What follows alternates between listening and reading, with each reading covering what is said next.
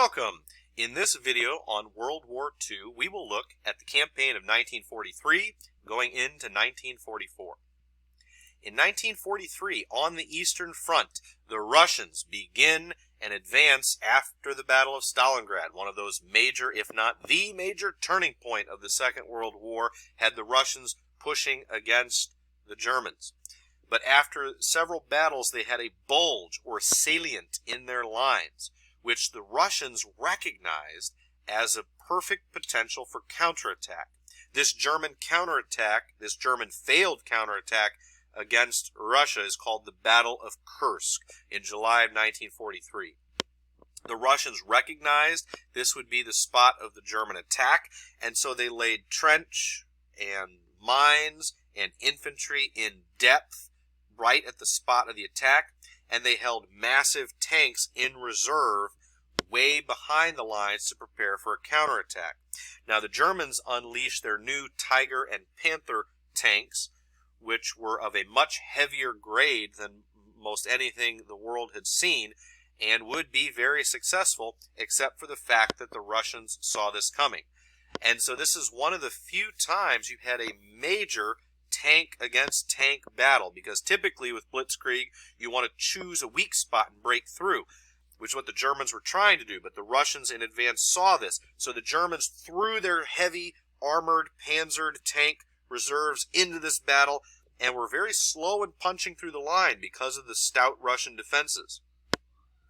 And then finally, to throw them back, the Russians threw in their tank reserves, and you had a massive thousands of tanks plowing away at each other at the Battle of Kursk. Ultimately, the Russians hold this defense, and again, going into 43, 44, 45, the Russians will continue to roll back the German army. The Russians do not have the capability to fully blitzkrieg the way the Germans did, but they do have the numbers, and they do have the equipment now to gradually roll the German armies back.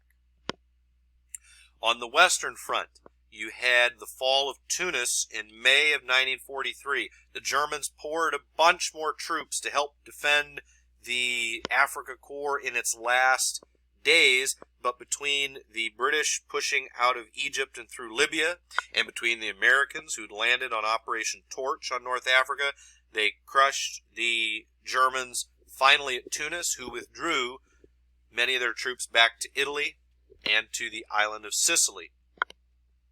The Americans and British launched a joint amphibious assault of the island of Sicily, which takes a little over a month to capture, as a preparation for the invasion of the Italian mainland, which happens in September of 1943 at Salerno in southern Italy.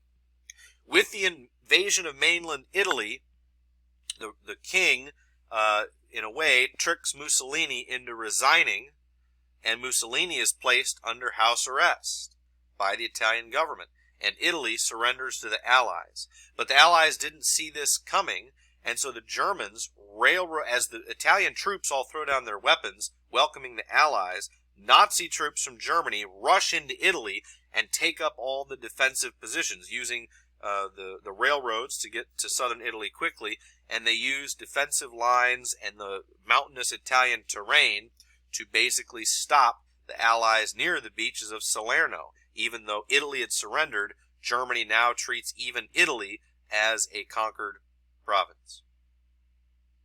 In the Pacific theater in 1943, the U.S. really begins island hopping. This is choosing the strategic islands, mostly those that have air bases, and targeting those for attack and conquest, and leaving others behind. That's the definition. You largely see the Marines taking the smaller, harder islands in the Central Pacific, and the Army targeting the larger islands that will require a more lengthy campaign. So they fight through New Guinea, and we'll look at next time at the Army in the Philippines. Let's look at one example of a mainly Marine campaign on the island of Tarawa in November of 1943. The Japanese had bragged that 1 million men in 100 years could not take Tarawa. In the end, it took something like 35,000 Army and Marines, something like a week to take Tarawa. They brought overwhelming force, 17 carriers, 6 of them of the large size that could carry 100 airplanes. The United States innovated this small escort carrier, these smaller carriers that could carry somewhere about 1 or 2 dozen airplanes. Taking off from one of those must have been, or landing on them, must have been one of the most terrifying things a pilot could do, to land on an airfield that small that it only holds a few airplanes. But nevertheless, 70 carriers, 12 battleships, 35,000 troops. The casualties, 4,000 Americans died, and out of 4,500 Japanese troops, all but 17 were killed. Only 17 surrendered despite the overwhelming odds. And this will be a foreshadowing of events to come in the Pacific. In mainland Asia, in the middle of China, you still have the Chinese Civil War going on between Mao and Chiang, and you also have the fighting in Burma, as India, the British troops in India are fighting against the Chinese into Burma and trying to supply the Chinese on the Burma Road. Going into 1944, as we begin the beginning of the end of the war, you will see D-Day in France as the British and American troops return to France, as well as the Battle of the Philippines in the Pacific. On the Eastern Front, the Soviets continue their rolling offensive. What they do is they build up a massive reserve in one sector, overwhelm the Germans whose lines are stretched, and then by the time the Germans are able to react to the Russian attack in that sector and get more reserves and tanks there, the Russian offensive stops, and they begin their offensive in another sector and overwhelm them with numbers and tanks in another area and push through. So the Soviets do not as much practice blitzkrieg as they practice what you could call the rolling offensive. In 1944, you also see the liberation of Leningrad, a city that was under siege nearly 900 days, almost 3 years. They were under siege and cut off from food and supplies from much of the rest of the world, is liberated. And the suffering and privation that the people there suffered, there are reports of people practically eating paper just in order to survive, because the harsh communist Stalinist government refused to countenance surrender no matter how many people starved to death. But it was finally liberated in January of 1944. In later 1944, the Russians approached Warsaw, and the Polish people, who had not given up despite being the first captured by the Nazis, launched a massive uprising and welcomed the Soviet army into the capital to try to help them set up a new democratic Polish government, and the Russian army does nothing and waits several critical months, allowing the Nazis and the Gestapo and the SS to return to Warsaw, put down the Polish rebellion, execute all of its leaders, and then the Russian attack resumed, pushed the Germans out of Warsaw, and allowed the Nazis to do their dirty work for them of killing off the Polish democratic leaders, so that in the future a Polish communist Stalinist government could be set up, and without as much opposition from Polish Democrats. Little d Democrats. On the Western Front, the Italian campaign continued as the Germans were holding a line across the Italian peninsula called the Gustav Line, anchored on the venerable Italian monastery of Monte Cassino.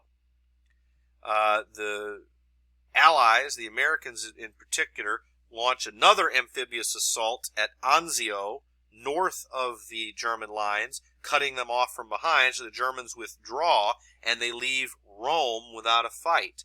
On the famous date of June 5th, 1944, the news that delighted the Allies and the world that Rome had been liberated in Italy, the very next day was D-Day, codenamed Operation Overlord, this amphibious attack, this from the sea to the land attack by the British, U.S., and the British colonial forces, the Canadians also, landing on the beaches of Normandy on June 6 of 1944, called D-Day. They land on the beaches and take considerable casualties, but due heavily to Allied air superiority, the Germans are unable to rush reinforcements in and throw the Allies into the sea. But they do bog down and struggle to the Germans wreck the port of Cherbourg and sabotage it, preventing the Allies from using it very quickly. The British get bogged down near Caen, the main city in Normandy, but the Americans are able to break out and do an end run around the German lines. And what happens is the German lines stretch and stretch and stretch, and finally when they reach their breaking point, there's a city called Falaise, where the Allies try to close this Falaise gap, and finally the Germans are forced to retreat off of the Normandy Peninsula and fall back rapidly, almost all the way to the German border. They bring in the Free French fighter, General Charles de Gaulle, who is given the honor of liberating Paris. Hitler had given his commanders orders to burn Paris to the ground. Those orders, thankfully, were not honored, and the Germans evacuated Paris, telling Hitler there was no time to do it, when in reality, they simply did not want to follow that order. And so Paris is, for the second time in the war, liberated without a fight. There's a later Operation Dragoon in southern France, where the Allies land in the south of France, and by December of 1944, all of France has been liberated. In just 6 months, the Germans are pushed all the way out of France back to the German border, and there are those who think the war might end by the end of the year because of how quickly Germany is withdrawing in France. In the Pacific theater, the war at sea, two famous battles in the Pacific in 1944 is the Battle of the Marianas Islands, sometimes called the Great Marianas Turkey Shoot in June of 44, where the United States carriers against Japanese carriers. The United States loses, and remember, each carrier can hold about 110, 120 airplanes. The U.S., of its 7 carriers, loses none of those carriers, loses 100 planes, but only 20 airplane crews are lost. 80 of the 100 planes shot down have their crew, their pilots, recovered through the extensive search and rescue operations the U.S. is now doing when planes are shot down. The Japanese have 5 carriers in action. 3 of them are sunk and lose basically all 600 airplanes in action and basically all 600 pilots and crews aboard, demonstrating a terrible inequality among the U.S. and Japanese navies by this point. It was nicknamed a turkey shoot because the analogy was like shooting clay birds or shooting birds, that so many Japanese airplanes were shot down in this battle. And then the return to the Philippines at the Battle of Leyte Gulf. People often mistakenly think that Pearl Harbor used a bunch of kamikaze attacks, but it's actually in the last year of the war, starting at the Battle of Leyte Gulf in the Philippines, that the Japanese first used these suicide bombers where their pilots, as demonstrated here at the Marianas, their pilots are no longer of the same quality as the American pilots, and so they're using these new rookie pilots. They'll load their planes with explosives, and the pilots will turn their airplanes into missiles and try to attack large American ships by just flying the plane right into it. At the Battle of Leyte Gulf, the Japanese carriers are almost empty of good airplanes at this point, so they use them as a decoy to lure off a chunk of the American fleet to chase them, and it works. So they send in their battleships under radio silence to close in on another part of the American fleet, but it does not work. And many of these battleships are actually running out of fuel and are forced to scuttle or sink themselves at sea rather than let them fall in the American hands. So this last-ditch Japanese effort to prevent a reinvasion of the Philippines fails. The United States returns to the Philippines under General MacArthur, who famously promised to do so, and the United States liberated the victims of the Bataan Death March, or some of them, who had been marched to prison camp and had suffered for years in Japanese POW camps. That concludes our discussion of 1943 and 44. Next time, we will talk about the end of World War II and the campaign of 1945. Thanks for watching.